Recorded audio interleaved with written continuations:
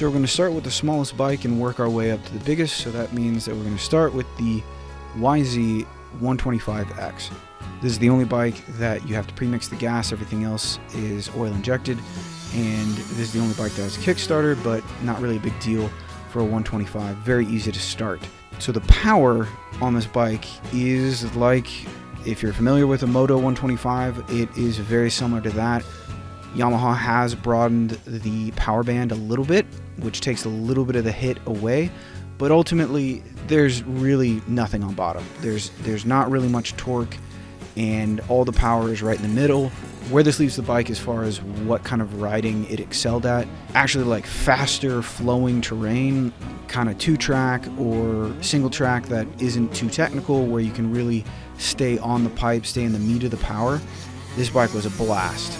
Even the faster terrain, big open sand washes, big open hill climbs that aren't technical. Actually, if you just leave it wide open and point it up a hill, this thing climbs pretty well. Anything that where you can really leave the bike wide open, that's what it really excel at. So where it doesn't do so great is technical riding, especially technical climbs, where it's kind of extreme enduro. When you want to use the torque and just roll on the power, it doesn't really work that way. You have to charge, you have to keep it in the meat of the power.